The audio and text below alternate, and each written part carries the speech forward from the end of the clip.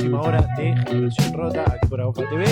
Y recibimos a nuestro próximo invitado, el director del Museo de la Memoria de Rosario, Lucas Mazzucco, que vamos a hablar de muchísimos temas y muy interesantes, sobre todo en esta semana. Lucas, ¿cómo estás? Bienvenido. ¿Cómo les va? Gracias por la invitación.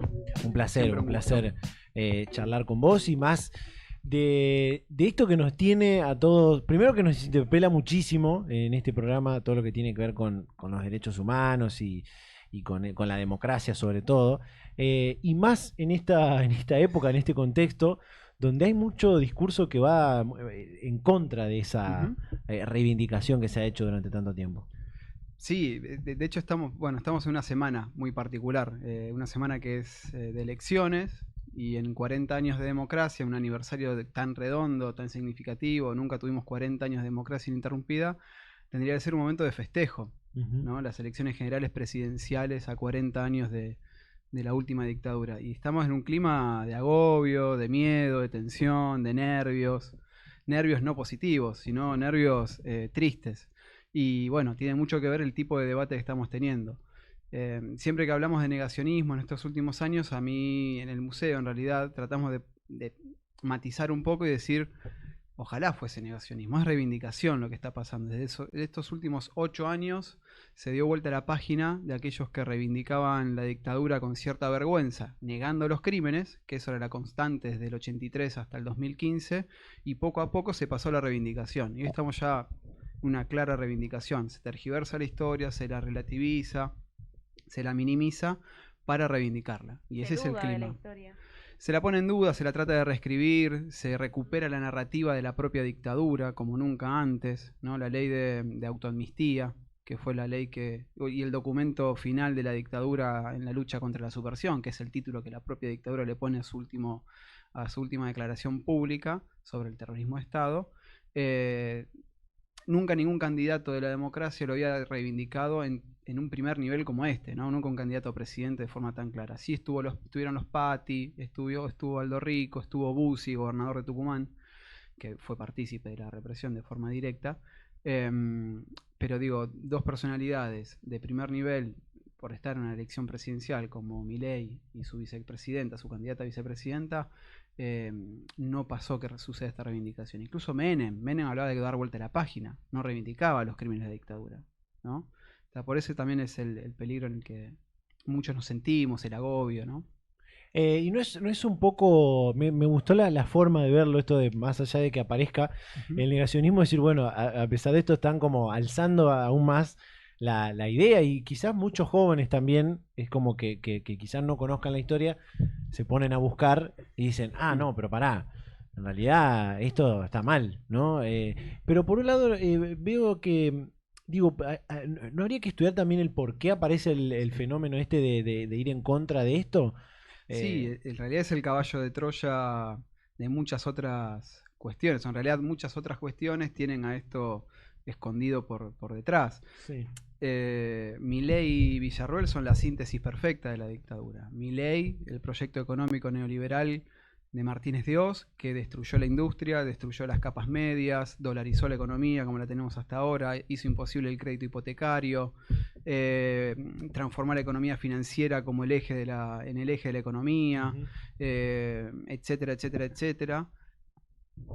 Y Villarroel, la pata militar de esa dictadura, ¿no? Pues la dictadura cívico-militar.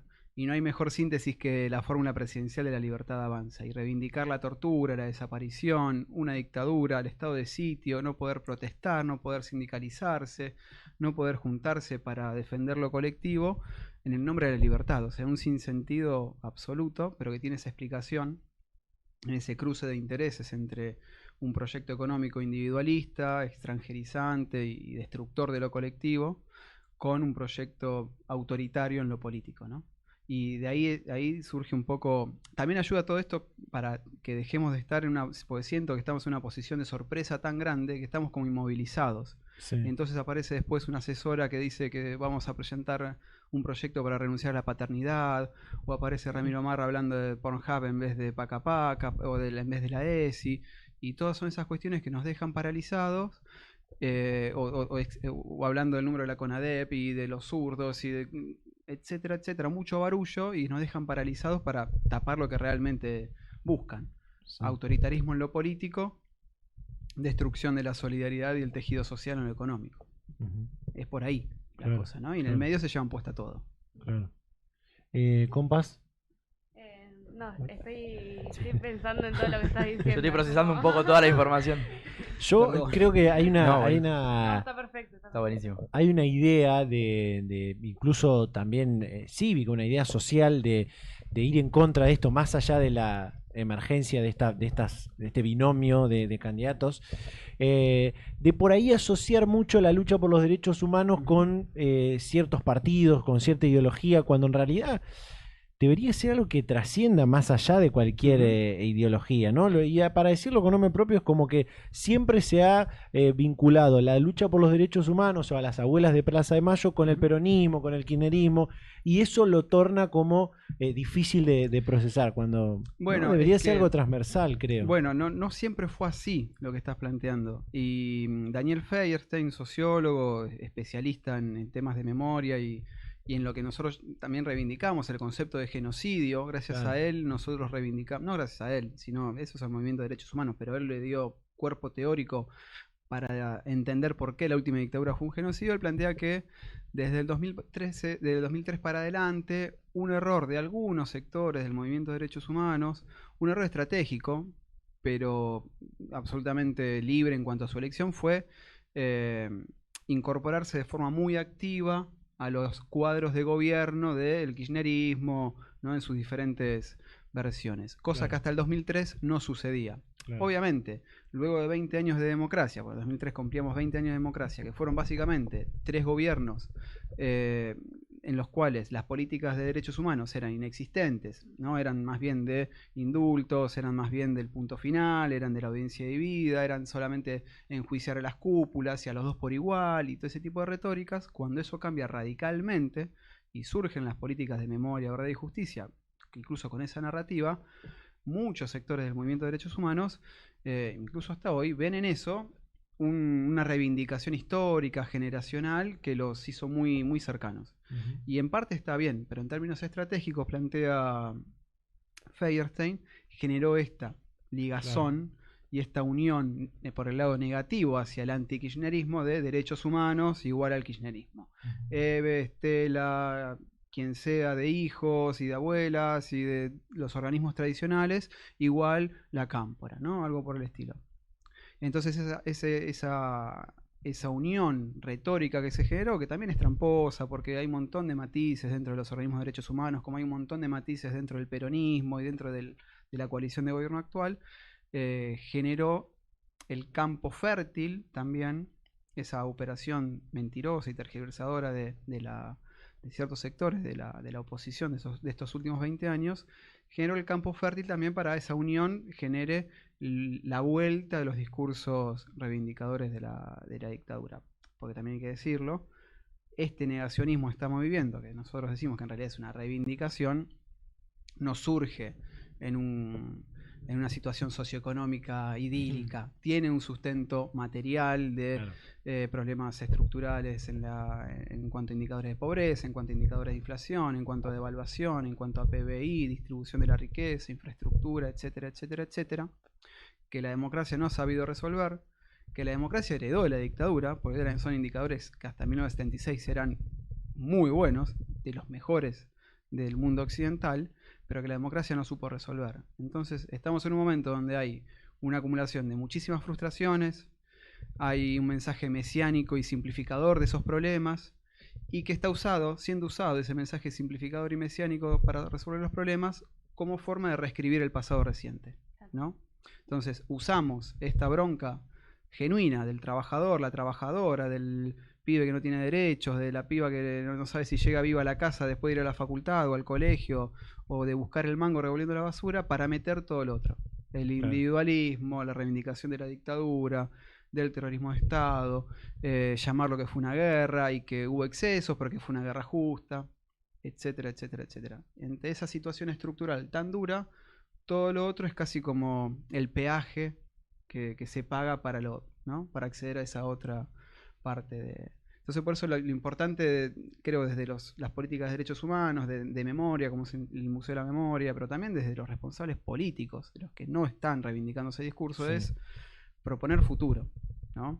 Y el museo siempre tratamos de decir eso, hablamos del pasado reciente, pero en realidad siempre de estos 25 años tratamos de construir mensajes para el futuro, conectar las generaciones que estuvieron y vivieron y sobrevivieron a aquellas épocas durísimas del terrorismo de Estado con las necesidades y los proyectos de las generaciones actuales. Si no logramos hacer eso, son como dos burbujas que se hablan a sí mismas y nunca se van a conectar. Y cuando no se conectan pasa lo que está pasando también, ¿no? Sí. Sí, yo quería preguntarte esto que decía vos, ¿qué está haciendo ahora el museo por ahí, tipo de actividades o cosas así que haga, que le llame la atención, por lo menos vamos a decir como, vamos a referirnos al joven por ahí, Sí. que está como en esa de qué hago, qué tengo que hacer, para dónde tengo que ir, dentro del museo que te llame la atención de decir, bueno, ok, lo que dice este candidato no me parece correcto, voy a ir a este lugar que me van a contar historia y demás. Bueno, lo que tratamos de hacer es tener una agenda lo más diversa posible, de muchos idiomas y lenguajes y formas de arte y de cultura posibles adentro del museo. El jueves pasado tuvimos la antivisita de Mariana Eva Pérez. Ella es hija de víctimas de la dictadura, pero también es dramaturga y es doctora en literatura y creó una obra de teatro en la cual uno visita la ESMA, pero en otros lugares. Entonces trata de desmitificar el rol, o resignificar el rol, mejor dicho, de los sitios de memoria en sí, recuperando las memorias locales. Entonces en esa misma visita trabajó el Villazo, ¿no? El movimiento de lucha obrera de los 70 en Villa Constitución.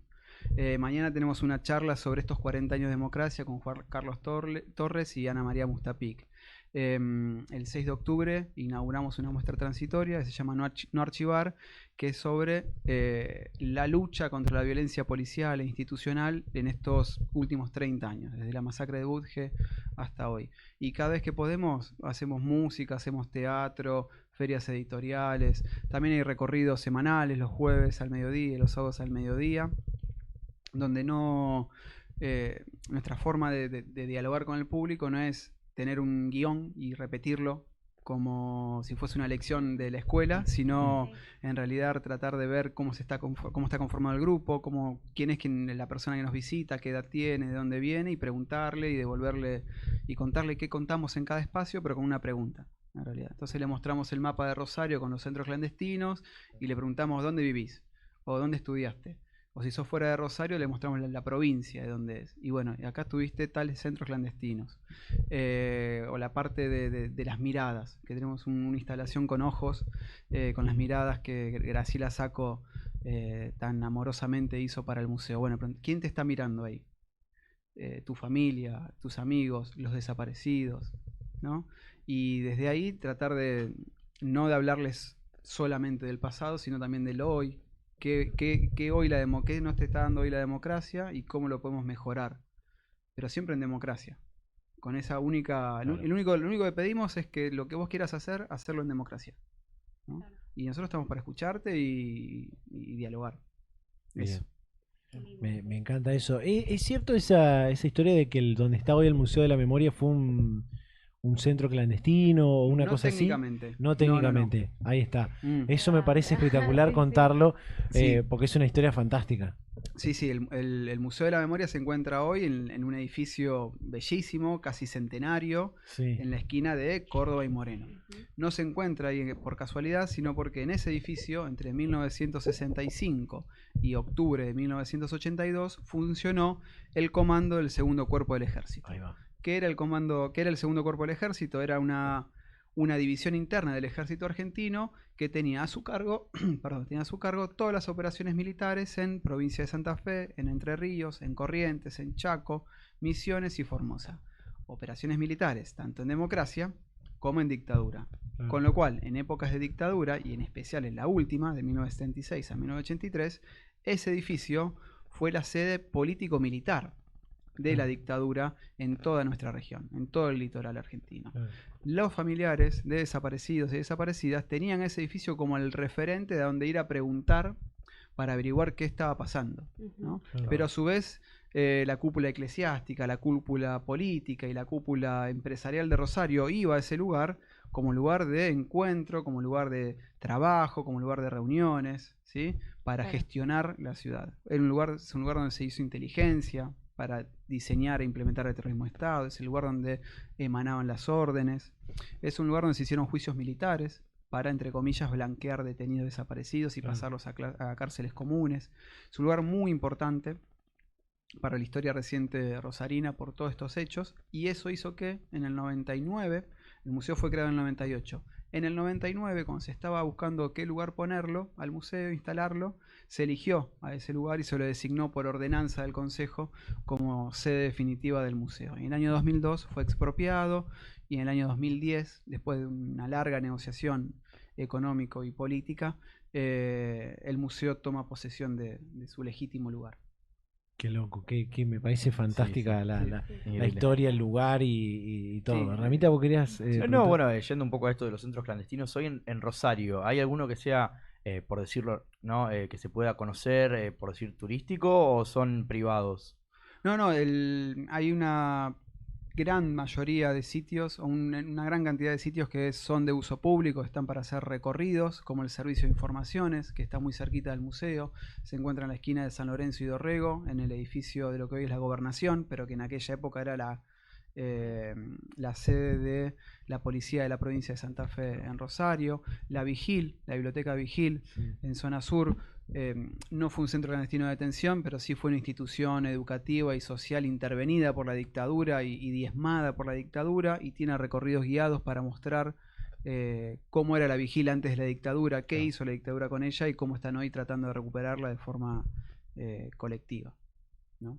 Después está el Batallón 121 Sí. en zona sur, la Calamita en Granado Baigorria se está tratando de transformar en un sitio de memoria muy similar a lo que trabaja el museo, lo que trabaja el Servicio de Informaciones, está trabajando en un proceso de donación de esa propiedad que sigue siendo privada a la asociación civil que busca transformarla en un sitio de memoria. Ujú. Está la Quinta de Funes, digo, hay Sí, diferentes sí, hay varios sitios. lugares. Qué bien. Después hay otros que, bueno, siguen funcionando. Por ejemplo, la Escuela Mañasco está señalizada como ex centro clandestino, pero sigue funcionando como colegio, ¿no? Como Claro. tal. Y así otros lugares más. Bien. Ya te voy a preguntar por la actividad que se viene Sí. mañana y la semana que viene también, que viene el autor o bueno, las personas que escribieron un libro fantástico que se publicó el año pasado, si no me Ujú. equivoco, y que todo el ámbito político lo leyó. No sé si después se pueden aplicar las cosas que se dicen, pero bueno, ya lo vamos a contar. Pero quiero preguntarte algo que decías recién, esto de que el museo intenta hablarle a todas las generaciones, ¿no? A las Ujú. generaciones que vivieron la dictadura, sobre todo la última dictadura, y a las generaciones más actuales, como quizás la nuestra, ¿no? ¿En cuánto de eso ayudó la película Argentina 1985, que para muchos hay una discusión ahí de si está bien contada, si no, pero que ha ayudado mucho a recuperar un poco esa historia? Mirá, en torno a esa polémica de bien contada, mal contada, como recurso pedagógico a mí me parece formidable la película 1985. Recomiendo como complemento buscar y tratar de ver que si todo sale bien, en marzo tal vez la podamos tener en el museo, la película, el documental El Juicio, que Ujú. está hecho el documental con el crudo de las grabaciones del juicio de Claro. 1985. Ahora, Argentina 1985 fue un espaldarazo enorme este año, fue un bálsamo en este contexto, y ayudó a que muchos jóvenes pregunten, vengan con ganas. Y bueno, y el 1985 en Rosario, ¿cómo fue? ¿Qué estaba pasando en Rosario en 1985? ¿Por qué está la aduana en la película, no? Claro. Entonces sí, fue una ayuda enorme, y nos ayuda a contar que, por ejemplo, en 1984, en la previa, cuando la CONADEP termina de investigar y entrega la documentación que recolectó, en el caso de Rosario la entrega en los tribunales provinciales, al poco tiempo hay un robo en tribunales provinciales de la principal causa que hoy en día se sigue tramitando en Rosario, que es la causa llamada FESED, por Agustín FESED, el referente máximo de la represión que realizó la policía de la provincia de Santa Fe. y fueron robados esos expedientes en 1984 y fue producto de la investigación de la CONADEP ese expediente. Y después, gracias al enorme esfuerzo de sobrevivientes y militantes, se pudo reconstruir ese expediente. Pero digo, sirve para contarles esas otras historias que son tangenciales, por así decirlo, son derivadas de la historia núcleo que el drama, que también dramatizaron en 1985.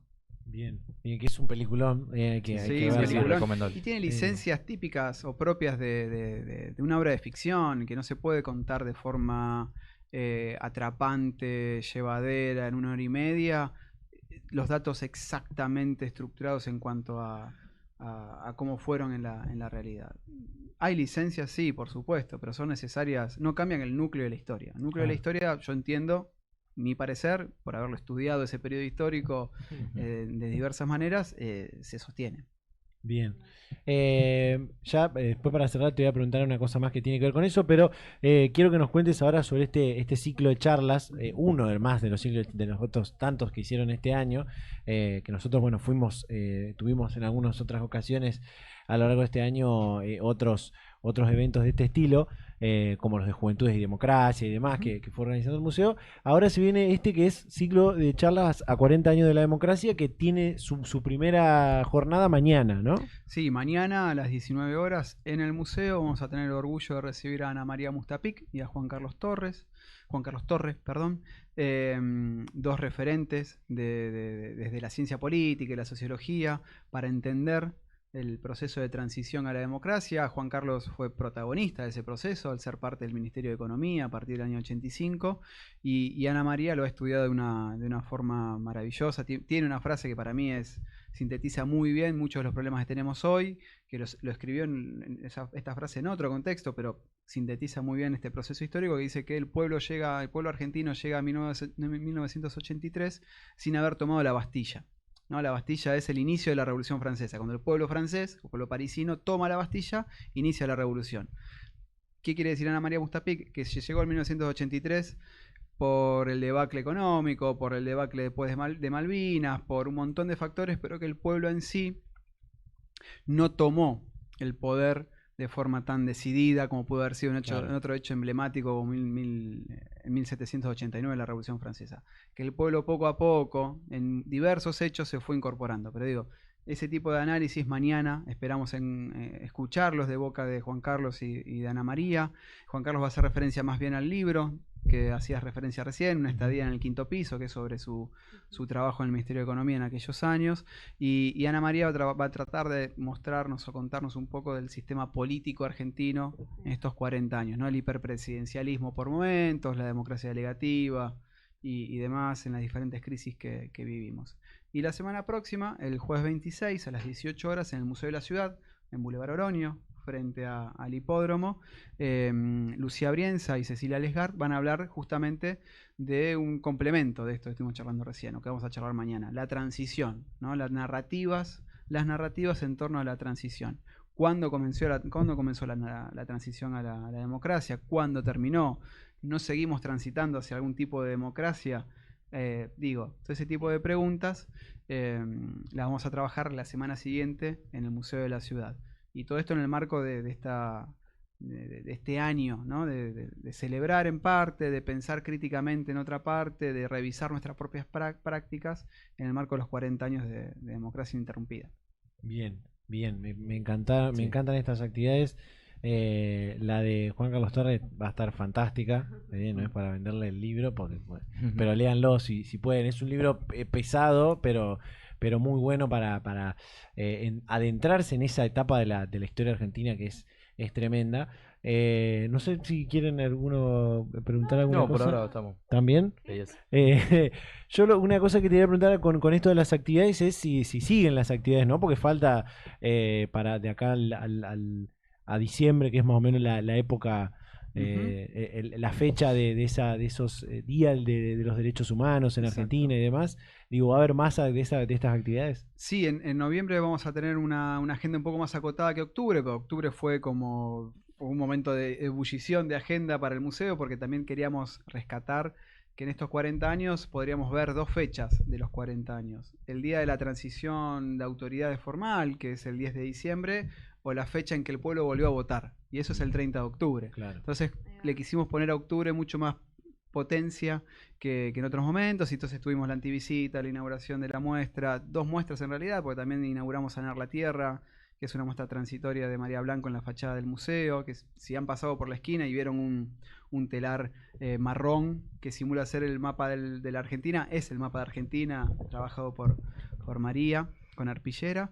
Y en noviembre vamos a tener una agenda más, un poquito más tranquila tal vez, para llegar a diciembre, con unas proyecciones, con algunas charlas, que ya a comienzos de noviembre vamos a mandar y vamos a contarles más. Pero claramente siempre con los 40 años de democracia en la mente, y trabajando con nuestras instituciones amigas como la UNR y los demás museos de la ciudad.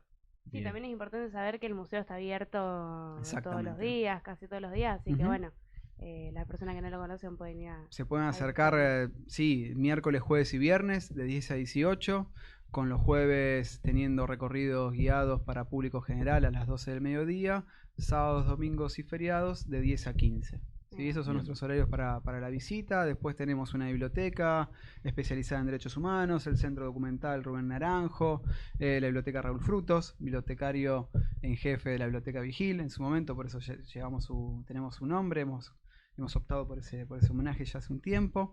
Y síganos en redes, que siempre estamos tratando de agitarla ahí un poquito. Hoy subimos una anécdota, mejor dicho, una efeméride por nuestros 25 años. Estamos tratando de hacer también una serie de efemérides por los 40 para rescatar de otra manera este tiempo. Qué bien, qué bien. No quería cerrar adrede la visita con esta pregunta, pero bueno, se me iba a pasar, sino porque hablamos de derechos humanos, hablamos de estos discursos también negacionistas que estamos viendo, o reivindicatorios, dependiendo de cómo lo veamos. Y no podemos dejar cerrar esta charla sin mencionar el porqué de este número simbólico que existe detrás o delante de toda esta lucha por los derechos humanos, que son los famosos 30.000, ¿no? Ujú. Que creo que para todos está claro de que fueron 30.000, Sí. pero digo, ¿dónde surge, ¿no? Ese símbolo de fueron 30.000? Mira, me gustaría arrancar por la otra punta del debate. ¿Por qué no 8.000? La propia CONADEP, cuando plantea 8.900 tanto y pocos más, un número muy preciso, la propia CONADEP dice, miren que esta es una lista abierta. Son las denuncias que nosotros pudimos recabar en este momento, Sí. con el horror todavía vigente. O sea, la propia CONADEP, que hoy está siendo manipulada, utilizada y chicaneada, como decíamos al principio, la propia CONADEP dice, miren que este es el principio nomás de la investigación, hay que Claro. seguir. Eso por un lado. Por el otro, los 30.000 son un número que surgen en plena dictadura, incluso con documentos que se fueron desclasificando poco a poco en estos 40 años de democracia. En 2006, el Departamento de Estado de Estados Unidos desclasificó un documento de inteligencia que viajó de Chile a Estados Unidos, donde decía que del 76 hasta el 78 tenían confirmadas 22.000 muertes.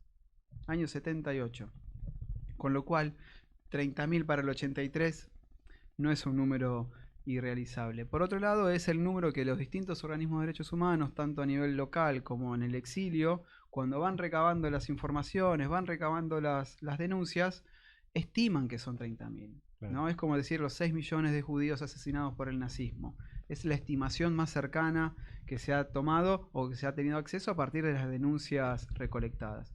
Y por otro lado, es una bandera de lucha, es una bandera de reclamo, porque el que tiene que decir el número es el perpetrador, es el que asesinó, es el que listó a todas estas personas desaparecidas y ocultó los archivos y sabe dónde están ocultos tanto los cuerpos como los archivos. Entonces cuando Villarruel o Milei plantean que buscan la verdad, porque la verdad son los 8.000, digo, mi respuesta es sí, bienvenidos a la verdad, gracias por buscar la verdad.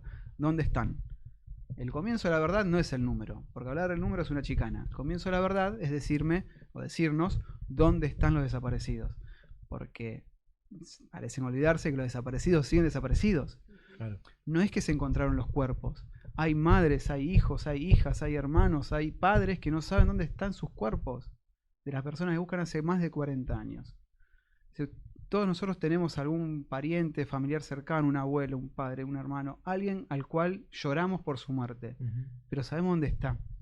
Podemos ir a entregarle una rosa, una flor, lo que sea.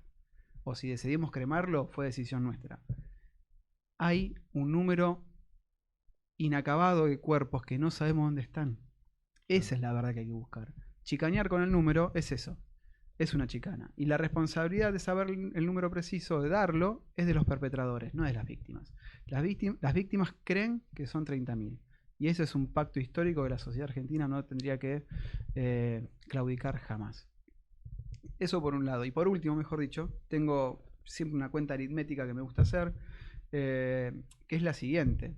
En Argentina tenemos casi 550 centros clandestinos de detención certificados judicialmente. Si pasaron 10 personas por cada centro clandestino, en promedio nos da 5.500 personas. Si pasaron 100, ya pasamos las 55.000 personas. Digo, el número, haciendo cuentas matemáticas, haciendo especulaciones, puede ser cualquiera, ¿no? Lo importante es tener la seriedad del debate para reconocer el terrorismo de Estado, decirle nunca más y encontrar los cuerpos y reparar a las víctimas que sobrevivieron y reparar a los familiares que sobrevivieron. El museo nació como eso también, ¿no? Como un espacio de reparación, y poco a poco fue evolucionando en un espacio de reparación y de encuentro intergeneracional para construir el nunca más. Eso es lo importante. Totalmente. Lucas, muchísimas gracias. Gracias Un a placer ustedes. recibirte, conocer toda esta historia, la historia del museo también. Es casi como una casualidad que a lo justo, tanto a la democracia como al museo, se le den dos números redondos Sí. para celebrar sí. este año.